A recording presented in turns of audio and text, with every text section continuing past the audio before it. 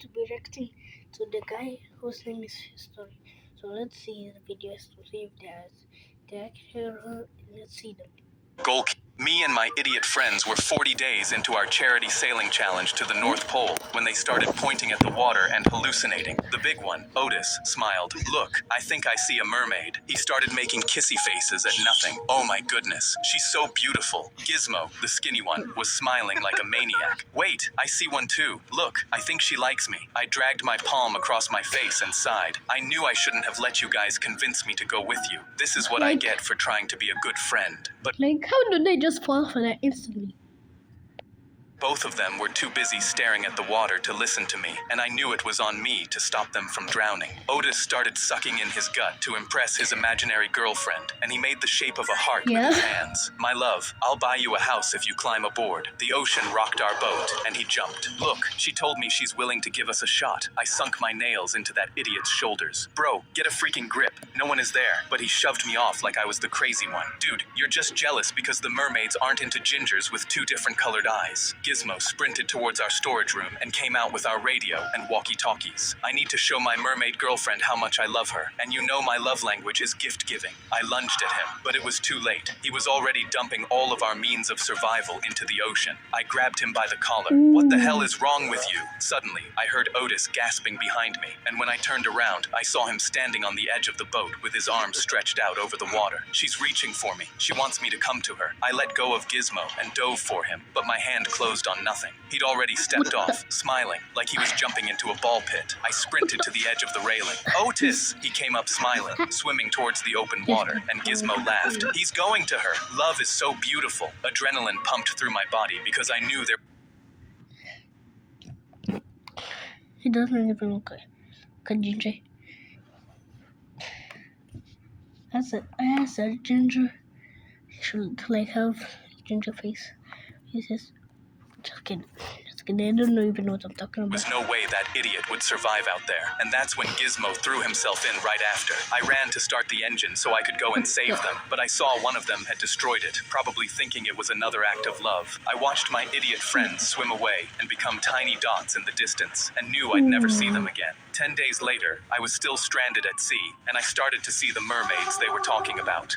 Me and my idiot friends were 40 days... Oh, that's a good story, not gonna lie. Into our charity sailing challenge to the North Pole when they started pointing at the water and hallucinating. The big one, Otis, smiled. 15. I was watching my son being a goalkeeper at his football game when suddenly a striker's knee came down full speed on his forearm. I instantly ran out to the field and saw was sticking out of his skin. I patted his shoulder. Don't worry, son. I'm sure this won't be permanent. You've still got a World Cup to play in one day. But when we got to the hospital, the doctors looked at us with tears in their eyes. Are they joking or not? Guys, are they joking or not? Tell me below the comments. Tell me below.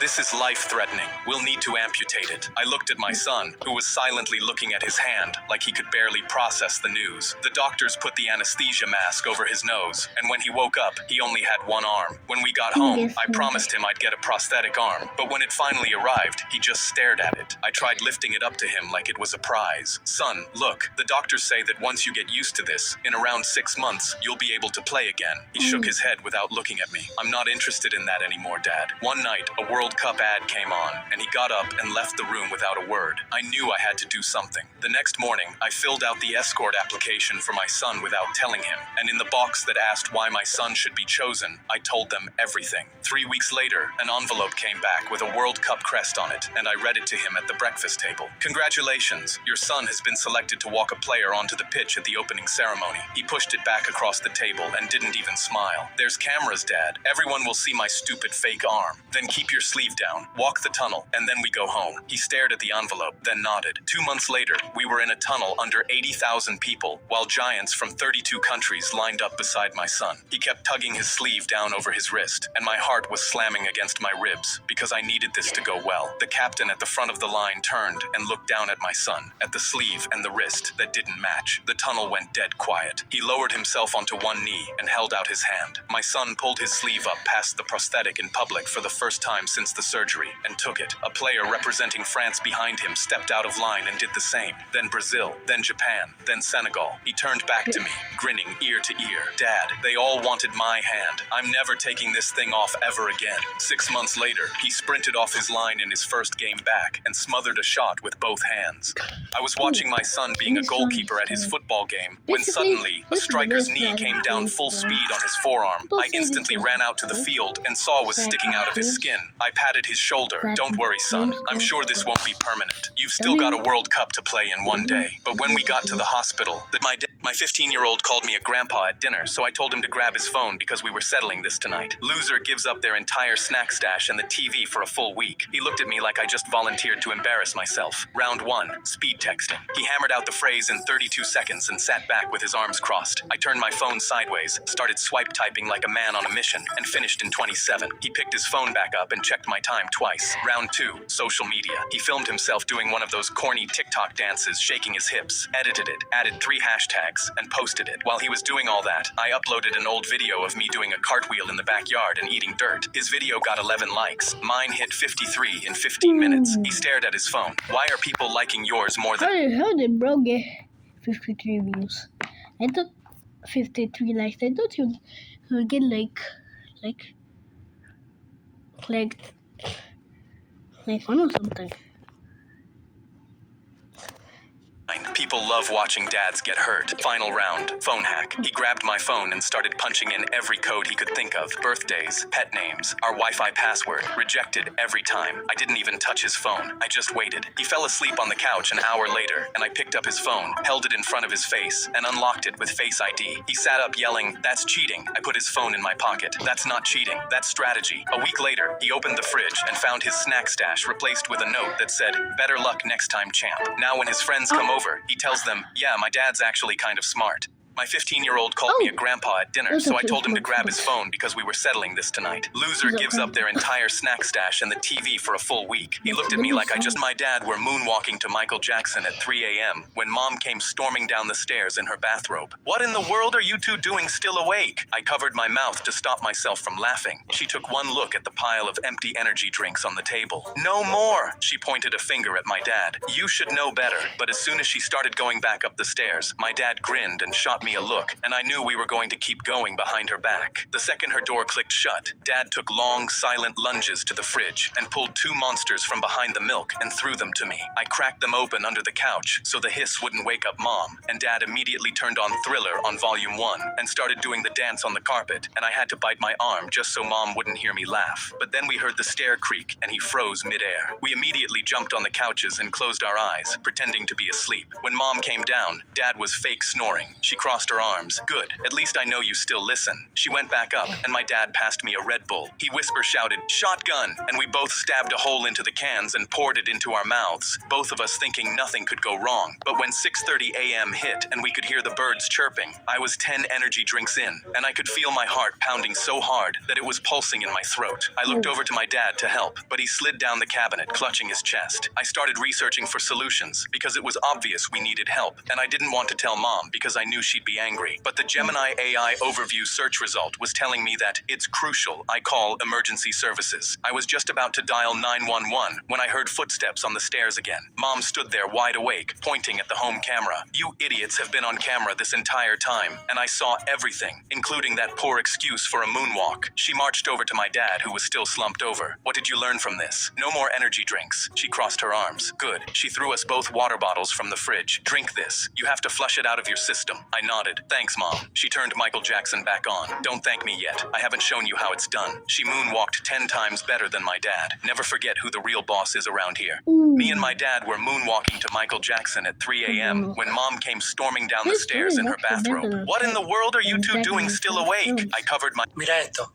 Kathy pulled out her phone and moved her fingers rapidly across her screen. "I'm hosting a party here tonight." I looked over at our grandmother holding her walking cane and staring blankly at a wall. "No, you're not. Grandma is 92. too. We're supposed to be taking care of her. Kathy crossed her arms. Grandma's also blind and deaf. She won't notice a thing. I waved my finger no, but when I looked at her phone, over 30 party invites were already sent out. I tried to grab it and unsend every invite, but she'd already posted it to her story for all her friends to see. I pointed at Grandma on the couch, drooling from her mouth. What if she gets hurt? She already thought I was an intruder and tried to hit me with her cane earlier. Relax, it'll be fine. Kathy waved her hand dismissively. Then the doorbell rang. Kathy's boyfriend and his friends walked in carrying 12 packs of beer. They stopped inches from Grandma's face. She really doesn't know I'm here. He waved his hand in her face while Grandma stared at the sky, high on her painkillers. Within an hour, 50 people were drinking in Grandma's living room, while she sat on her sofa, completely oblivious. Her glass of water had been swapped for a beer, and Kathy's friends stood around her, posing for pictures and careful not to touch her. My stomach turned, and I tried to walk towards her, but Kathy grabbed my arm. Leave her alone. She's our entertainment. I looked back at Grandma and saw her reaching for her glass she thought was water. She took one sip and instantly spit it out. Why is there beer in my water? The whole party started laughing, and I felt disgusted. Grandma flailed her arms to get rid of the taste and accidentally touched Kathy's boyfriend's head. She instantly recognized it wasn't me or Kathy and grabbed her cane. Who's in my house? Her voice was frightened, and she swung her cane. Kathy's boyfriend ducked, but the cane hit his tray of beers, and they rifled through the air, drenching Kathy head to toe. She stumbled back, wiping her eyes and makeup, and slammed into Grandma's chair. Grandma immediately stood up. Who's in my house? She swung her cane wider, hitting Kathy in the head and knocking a vase to the floor. Someone yelled, "Run!" and 50 people stampeded for the door. Grandma walked to the kitchen, sweeping her cane in front of her. I'm calling the police. Kathy was on the floor, soaking in beer, screaming, "No, Grandma, please." But Grandma couldn't see or hear her. She picked up the phone and told the dispatcher she had intruders in her home.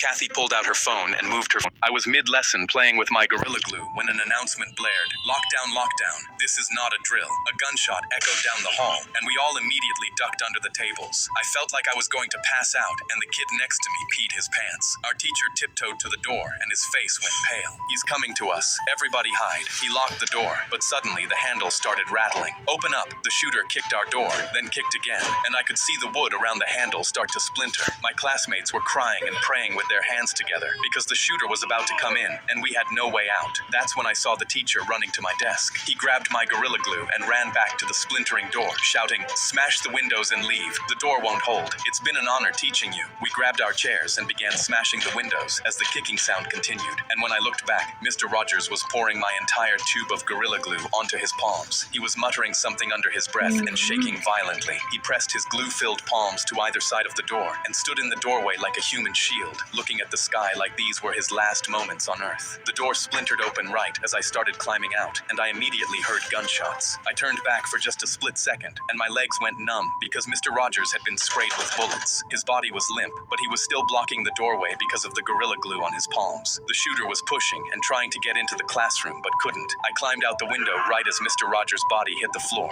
The shooter ran in, but we were gone. Mr. Rogers chose to never come home to his family again, just to make sure we could come home to ours. I was mid-lesson playing with my Gorilla Glue when an announcement blared. Lockdown.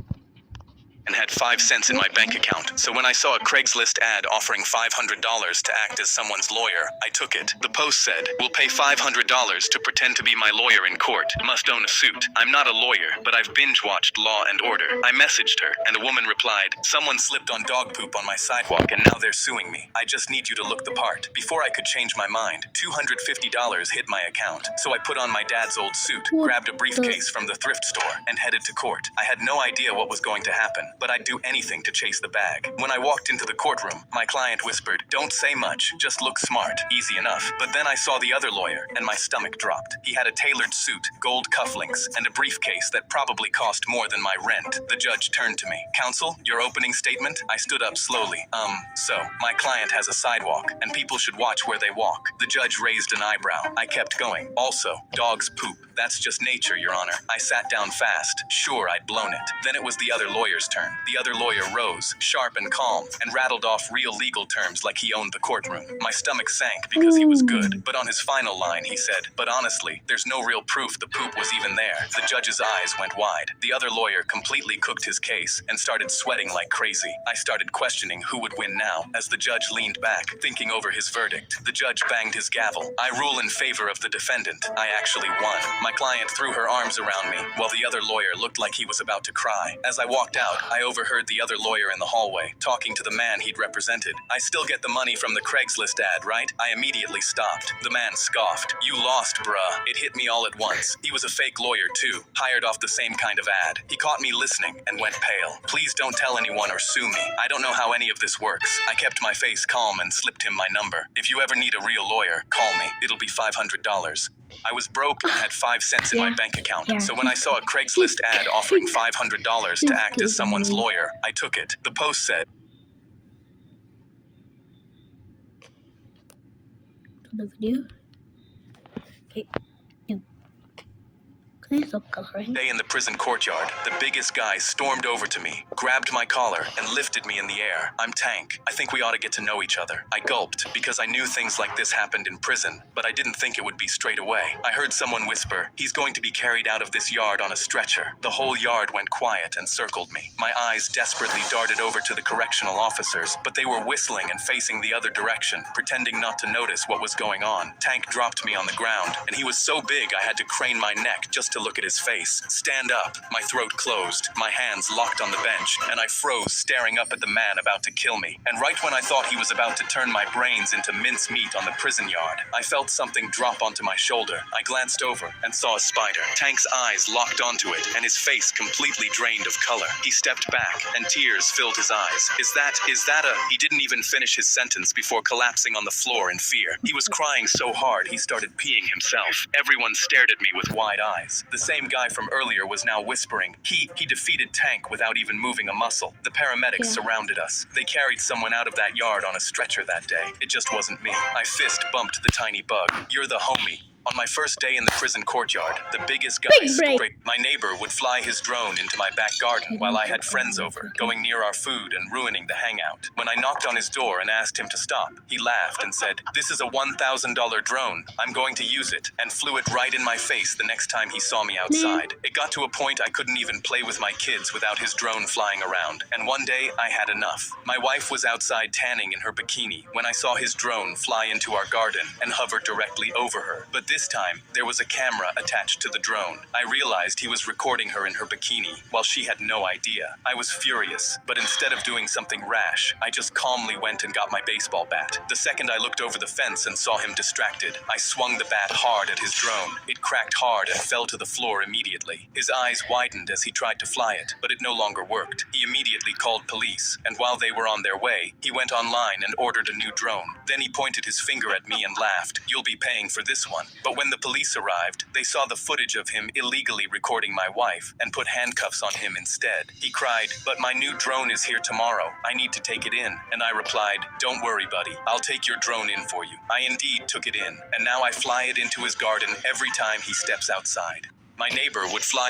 I took one look at the rope hanging in the middle of the gym and ran straight to the sign-up sheet for the school musical. 3 kids in a row had failed the rope test the week before, and one of them was the strongest girl in our grade. I couldn't even hang from a pull-up bar. The sign-up sheet outside the music room said cast members got pulled from gym during rehearsals. I scribbled my name between 2 girls who were already arguing about who got which solo. My friend caught up to me in the hallway and stared at the clipboard like it had insulted her. "You can't sing a single note." I don't need to sing. I need to not touch that rope. The next day, Mrs. Lopez called my name off her clipboard while I sat in the back row hoping she'd lose interest. I walked up to the piano with empty hands. "What did you prepare?" "Nothing. Just try the first verse." The pianist played the intro, and I opened my mouth, picked the first song that came into my head, and started singing it like I was rinsing dishes. Mrs. Lopez waved the pianist off 10 seconds in. "Start over." I started over. Halfway through, the door opened, and another teacher slid in and stood against the back wall. When I finished, Mrs. Lopez tapped her pencil twice on the clipboard. "Have you ever taken voice lessons?" "No." "Do you sing at home?" "Not really." "One more time." The whole thing. By the end of that one, 4 teachers were lined up in the doorway. The janitor had stopped his cart in the hall, and Mrs. Lopez was wiping her cheek with the back of her hand. She cast me as the lead that night. 3 weeks later, Coach caught me at my locker. "Haven't seen you climb a rope in a month. I'm in the musical." He squinted at me like I'd grown a second head. "You?" "Me." He shook his head and walked off muttering something about excuses. Opening night, I stood backstage in a costume theme that itched and listened to the audience settle into their seats. My cue came.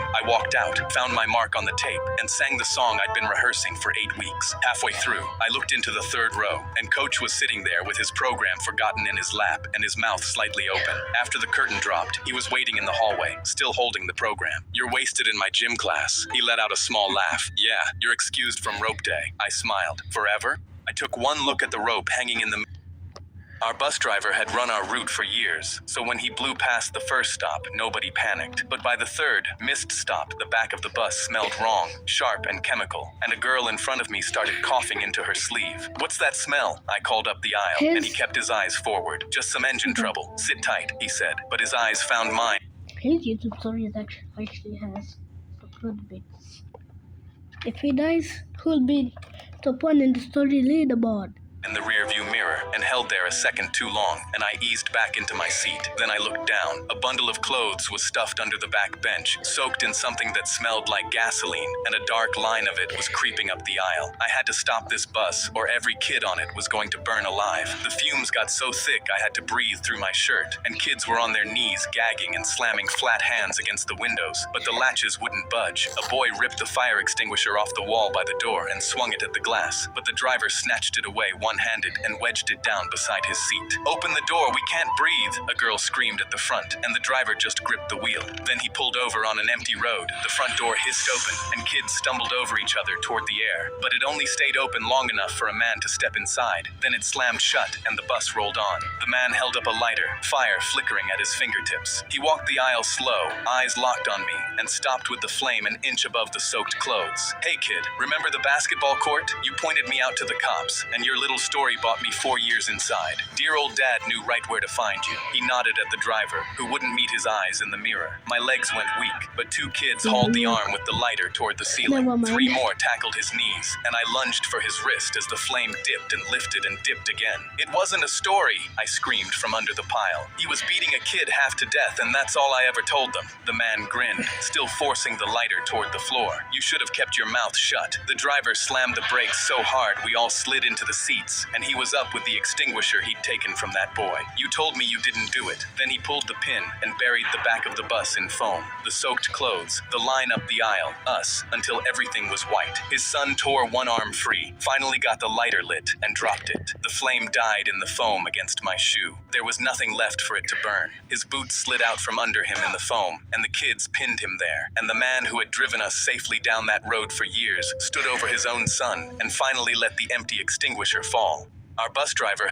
My grandma and I knitted together every day until I almost ruined everything. Every day after school, we'd sit on the couch and knit hats together. One morning, I wore a hat we made to school, and my friends pointed at it and laughed. "Don't tell me your grandma made that for you." I said we did. "You knit with your grandma, bro? You're such a simp." My face went hot. I got embarrassed and stuffed the hat in my backpack. From then on, I told myself knitting was for simps. When I came home from school, Grandma patted the couch like always. "Ready to knit?" But I shook my head and went to my room. She frowned because it was the first time I ever said no to her. That day she started a new hat on her own, a blue one with little dog ears. The next day she asked me again, but I said, "Knitting's for little kids, Grandma." She went quiet. Every day I'd walk past the living room and see her knitting that dog ear hat by herself, my needle sticks laid out next to her. By the second week, she stopped patting the couch. By the third, she stopped looking up, hoping I'd help her. She just sat there alone, the dog ear hat almost finished. One night, I heard Grandma talking to my mom in the living room. I saw her putting away my needle sticks. "He used to love this. I'm making this hat for him, but I guess he's too big for his grandma now." She set the unfinished dog ear hat on the couch. My chest caved in. When my mom left, I walked into the living room and picked up my needle sticks. Grandma looked up, surprised. "Want to help me finish it?" I asked. Her eyes watered, and she smiled. We sat on the couch and knitted together, finishing the hat. The next morning, I wore that dog ear hat to school. When my friends started laughing, I smiled. I'm a proud simp.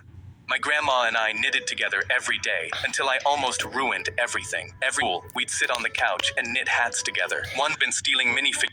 Someone had been stealing minifigures off my Lego Millennium Falcon for 3 weeks, and I was going to find out who. Han Solo, Chewbacca, Lando, all the best ones, gone. Whoever was taking them knew exactly what they were grabbing, and they weren't done. I ruled out my little brother first. 4 days of surveillance, and he never went near my room. My mom couldn't tell a minifigure from a paperclip. My dad hadn't been upstairs in a week. That left my best friend Ricky. I had to be sure. Next time he came over, I stayed downstairs the whole visit. When he left, I went straight up to check. R2-D2 was gone. It was Ricky. I mapped every figure still on the ship, and I knew exactly which one he'd go for next. Darth Vader, the best one left. I bought the biggest jar of ultra-fine red glitter I could find, rigged it to a mousetrap, and buried the whole thing under Vader's feet. Then I invited Ricky over the next afternoon and let him go upstairs first. I was in the hallway when I heard it, a loud frozen in the middle of my room, wide-eyed, covered head to toe in red glitter. Darth Vader clutched in one hand, and the mousetrap clamped onto his finger. I was going to put them back. I made him empty his backpack onto the floor, mousetrap still on his finger. Han Solo, Chewbacca, Lando, R2-D2, all there. He handed them over one by one, while red glitter rained off his eyebrows. When his mom pulled up, she got out of the car, grabbed his face with both hands, and said, "What happened?" Ricky looked at me. "Craft project," he said. He went to zip up his backpack, and Darth Vader fell out onto the driveway in a cloud of glitter. His mom looked at Darth Vader,